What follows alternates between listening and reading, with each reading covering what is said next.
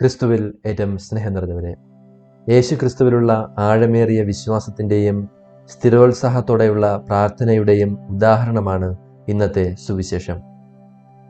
സുവിശേഷം ആരംഭിക്കുന്നത് അതിർത്തികൾക്കപ്പുറത്തേക്കുള്ള ഒരു യാത്രയോടെയാണ്. യേശു ടയർ, സീദോൻ പ്രദേശങ്ങളിലേക്ക് പോയി. ഇത് വളരെ പ്രധാനപ്പെട്ട ഒരു കാര്യമാണ്. കാരണം ഈ പ്രദേശങ്ങൾ വിജാതീയരുമായി ബന്ധപ്പെട്ട പ്രദേശങ്ങളായിരുന്നു.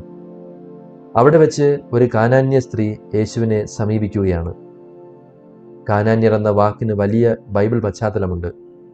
ഇസ്രായേലിന് വാഗ്ദാനം ചെയ്യപ്പെട്ട ദേശത്തെ പുരാതന നിവാസികളായിരുന്നു അവർ.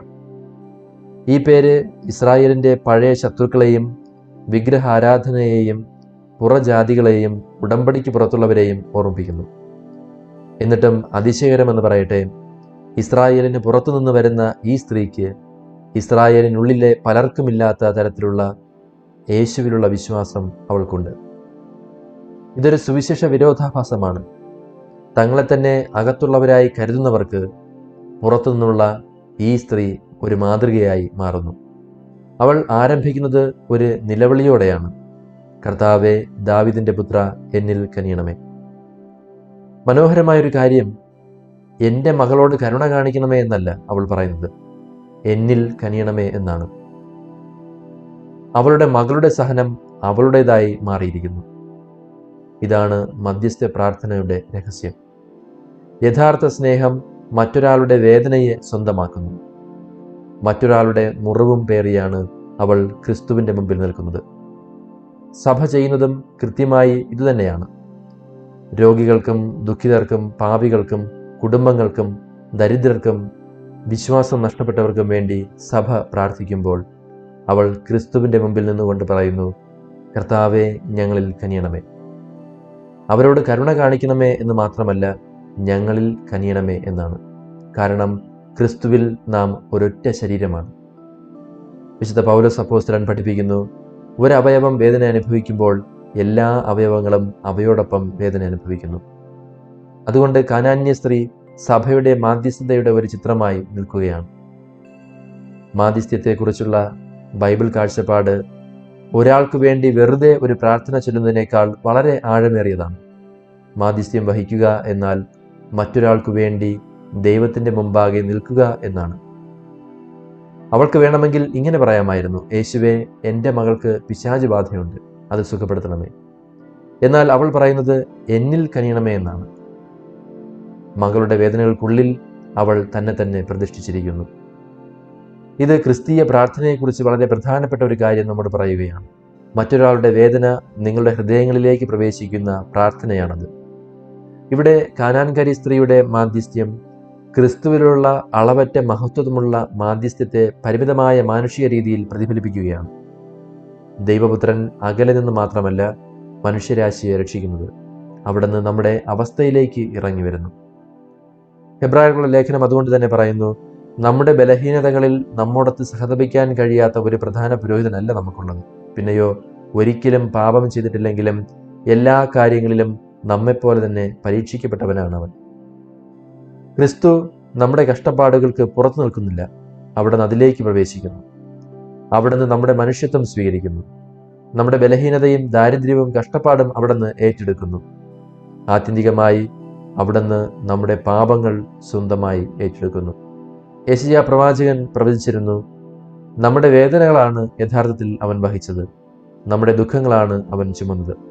പത്രോസ് അപ്പോസ്തലൻ പറയുന്നു, നമ്മുടെ പാപങ്ങൾ സ്വന്തം ശരീരത്തിൽ വഹിച്ചുകൊണ്ട് അവൻ കുരിശിലേറി.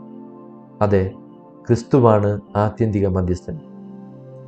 കാനാൻകാരിയായ സ്ത്രീ ഒരു മധ്യസ്ഥയാണ്. മറിയം അതുപോലെ ഒരു മധ്യസ്ഥയാണ്. വിശുദ്ധർ മധ്യസ്ഥരാണ്. സഭ ഒരു മധ്യസ്ഥയാണ്. എന്നാൽ ഇവരാരും ക്രിസ്തുവിന് പകരമാകുന്നില്ല. കാരണം ക്രിസ്തു അനന്യവും പൂർണ്ണവുമായ മധ്യസ്ഥനാണ്. വിശുദ്ധ പൗലോസ് പറയുന്നു, ഒരു ദൈവമേ ഉള്ളൂ, ദൈവത്തിനും മനുഷ്യർക്കും മധ്യസ്ഥനായി ഒരുവനേ ഉള്ളൂ, മനുഷ്യനായ യേശു ക്രിസ്തു. ക്രിസ്തുവിൻ്റെ മാധ്യസ്ഥ്യം അനന്യമാണ്. കാരണം അവൻ ഒരേ സമയം ദൈവവും മനുഷ്യനുമാണ്. ദൈവമായിട്ടും മനുഷ്യനായിട്ടുമാണ് അവിടുന്ന് ദൈവത്തിനും മനുഷ്യരാശിക്കും ഇടയിൽ നിൽക്കുന്നത്. അവിടുന്ന് മനുഷ്യരാശിക്ക് വേണ്ടി വെറുതെ പ്രാർത്ഥിക്കുകയല്ല ചെയ്യുന്നത്, അവിടുന്ന് മനുഷ്യനായി തീർന്നു. പിതാവിൻ്റെ മുമ്പാകെ അവിടുന്ന് മനുഷ്യരാശിയെ പ്രതിനിധീകരിക്കുന്നു. നമ്മുടെ മുമ്പാകെ മനുഷ്യരാശിയോടുള്ള പിതാവിൻ്റെ കരുണയെയും അവിടുന്ന് പ്രതിനിധീകരിക്കുന്നു.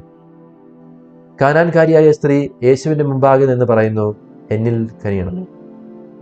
കാൽവരിയിൽ ക്രിസ്തു മനുഷ്യരാശിയുടെ സ്ഥാനം ഏറ്റെടുക്കുന്നു. യെശയ്യാ പറയുന്നു, നമ്മുടെ അതിക്രമങ്ങൾക്ക് വേണ്ടി അവൻ മുറിവേൽപ്പിക്കപ്പെട്ടു, നമ്മുടെ അകൃത്യങ്ങൾക്ക് വേണ്ടി അവൻ ക്ഷതമേൽപ്പിക്കപ്പെട്ടു. ക്രിസ്തു പറയുന്നില്ല, അവർ പാപം ചെയ്തു, അവർ അവരുടെ ശിക്ഷ അനുഭവിക്കട്ടെ. മറിച്ച് അവിടുന്ന് അവരുടെ സ്ഥാനം ഏറ്റെടുക്കുന്നു. ഇതാണ് മാധ്യസ്ഥ്യത്തിൻ്റെ പൂർണ്ണത. കാനാൻകാരിയായ സ്ത്രീ തൻ്റെ മകളുടെ വേദന സ്വന്തം ഹൃദയത്തിൽ വഹിക്കുന്നു. ക്രിസ്തു ലോകത്തിൻ്റെ മുഴുവൻ വേദനകളും തൻ്റെ മാംസത്തിൽ വഹിക്കുന്നു. മധ്യസ്ഥ സ്നേഹത്തിൽ നിന്നും രക്ഷാകരമായ സ്നേഹത്തിലേക്കുള്ള മാറ്റമാണത്. തുടർന്ന് അവൾ യേശുവിനെ ദാവീദിന്റെ പുത്രനായി തിരിച്ചറിയുന്നു. ദാവീദിന്റെ പുത്രൻ എന്നത് മിശിഹായെ സൂചിപ്പിക്കുന്ന ഒരു സ്ഥാനപ്പേരാണ്. അവൾ ഒരു വിജാതിയെയാണ്, എന്നിട്ടും ഇസ്രായേലിന് വാഗ്ദാനം ചെയ്യപ്പെട്ട മിശിഹായായി അവൾ യേശുവിനെ തിരിച്ചറിയുന്നു. എന്നാൽ അങ്ങനെ വിശ്വാസത്തോടുകൂടി തന്നെ സമീപിച്ച ഒരാളോടുള്ള യേശുവിൻ്റെ പ്രതികരണം ആദ്യം നിശബ്ദതയായിരുന്നു. അവൾ കരയുന്നു, യേശു നിശബ്ദനാണ്. അവൾ നിർബന്ധം പിടിക്കുന്നു, യേശു നിശബ്ദനായി തുടരുന്നു. ഒരുപക്ഷെ നമ്മിൽ പലർക്കും ഈ അനുഭവം ഉണ്ടാകാം. നാം പ്രാർത്ഥിക്കുന്നു, ഒന്നും സംഭവിക്കുന്നില്ല.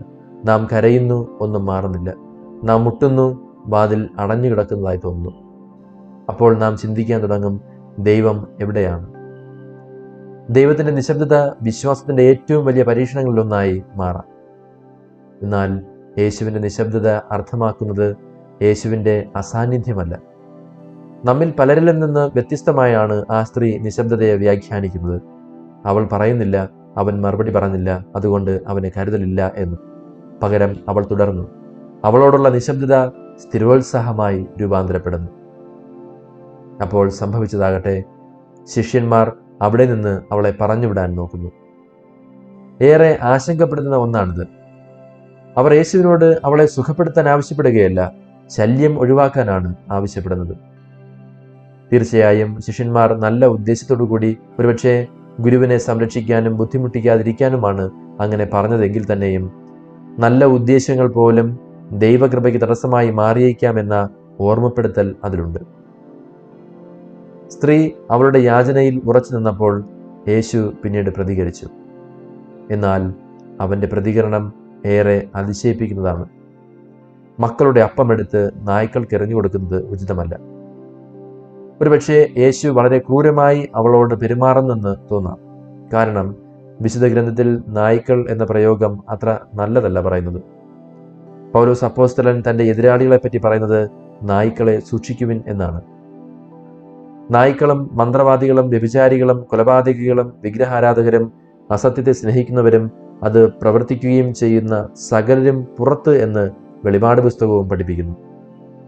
ഒരർത്ഥത്തിൽ പാപികളായ ആളുകളെ പരാമർശിക്കുന്ന രീതിയാണ്. കാനാന്യർ അന്യമത ദൈവങ്ങളെ ആരാധിക്കുന്നവർ മാത്രമല്ലായിരുന്നു. അവർ തങ്ങളുടെ കുഞ്ഞുങ്ങളെപ്പോലും ബലിയർപ്പിക്കാൻ മടി കാണിക്കാത്ത, എല്ലാ തരത്തിലുമുള്ള പാപത്തിലും മുഴുകിയിരുന്ന ഒരു ജനതയായിരുന്നു. യേശു ഇത്രയേറെ നിഷേധമായി സംസാരിച്ചുവെങ്കിലും ആ കാനാന്യ സ്ത്രീ തൻ്റെ യാചനയിൽ ഉറച്ചു നിന്നു. അവൾ പറഞ്ഞു, കർത്താവേ, യജമാനന്റെ മേശയിൽ നിന്ന് വീഴുന്ന അപ്പക്കഷ്ണങ്ങൾ കൊണ്ട് പോലും നായ്ക്കൾ തൃപ്തരാകുന്നുണ്ടല്ലോ എന്ന്. ഇത് ഈ സ്ത്രീക്ക് യേശുവിലുണ്ടായിരുന്ന വിശ്വാസത്തിൻ്റെ ആഴം സൂചിപ്പിക്കുന്നതാണ്. കർത്താവ് നൽകുന്ന ഏത് സ്ഥാനവും എളിമയോടെ സ്ത്രീ സ്വീകരിക്കുന്നു എന്നതും ശ്രദ്ധേയമാണ്. അങ്ങനെ നോക്കുമ്പോൾ പ്രാർത്ഥനയിലെ ക്ഷമയുടെയും സ്ഥിരോത്സാഹത്തിൻ്റെയും ഒരു മാതൃകയാണ് ഈ കാനാന്യ സ്ത്രീ. നമുക്കും പ്രാർത്ഥനയിൽ ഉണ്ടായിരിക്കേണ്ടത് ഈ മനോഭാവമാണ്. എന്നാൽ പലപ്പോഴും നമ്മുടെ പ്രാർത്ഥനകളിൽ കടന്നു വരുന്നത് അഹങ്കാരത്തിൻ്റെ സ്വരമാണ്. ദിവസവും പള്ളിയിൽ പോയിരുന്നു, പ്രാർത്ഥിച്ചിരുന്നു, കുന്ത ചൊല്ലിയിരുന്നു, വചനം വായിച്ചിരുന്നു, ധാരാളം നേർച്ചകൾ നടത്തിയിരുന്നു, പലരെയും സഹായിച്ചിരുന്നു. എന്നിട്ടും എനിക്കെന്തേ ഇത് സംഭവിച്ചു എന്നുള്ള പരാതികളാണ് ദൈവസന്നിധിയിൽ പ്രാർത്ഥനകളായി ഉയർത്തുന്നത്. തനിക്കൊന്നും സംഭവിച്ചുകൂടാത്തതാണ് എന്ന അഹങ്കാരത്തിൻ്റെ സ്വരമാണത്. അതുമാത്രമല്ല, ജീവിതത്തിൽ ദുരന്തങ്ങൾ ഉണ്ടാകുമ്പോൾ ദൈവം എന്നെ ചതിച്ചല്ലോ എന്ന് പറഞ്ഞ് ദൈവത്തെ തന്നെ ഉപേക്ഷിച്ച് നിരാശയുടെ ജീവിതത്തിലേക്ക് പ്രവേശിക്കുന്നതാണ് പതിവ്. എന്നാൽ കർത്താവിൽ നിന്ന് ലഭിക്കുന്ന എച്ചിൽ പോലും മതി എന്ന സംതൃപ്തിയും എളിമയും ഉറച്ച വിശ്വാസവും ഈ സ്ത്രീക്കുണ്ടായിരുന്ന പോലെ നമുക്കും ഉണ്ടാകേണ്ടതുണ്ട്. കഴിഞ്ഞയാഴ്ച പത്രോസിനെ യേശു വിളിച്ചത് അല്പവിശ്വാസി എന്നായിരുന്നു. എന്നാൽ ഇന്ന് യേശു ഈ കാനാന്യ സ്ത്രീയെപ്പറ്റി പറയുന്നത്, സ്ത്രീയെ, നിന്റെ വിശ്വാസം വലുതാണ് എന്നാണ്. പത്രോസ് തനിക്കും സ്വന്തം സുരക്ഷയ്ക്കും വേണ്ടി മാത്രം പ്രാർത്ഥിച്ചു. കാനാന്യ സ്ത്രീ മറ്റൊരാൾക്കു വേണ്ടി, തൻ്റെ മകൾക്കു വേണ്ടി കർത്താവിനെ സമീപിച്ചു. തിരസ്കരണം തോന്നിയിട്ടും അവൾ കർത്താവിൻ്റെ കൃപയും പ്രീതിയും തേടുന്നത് തുടർന്നു. വാസ്തവത്തിൽ അവളുടെ വിശ്വാസം മഹത്തരമായിരുന്നു.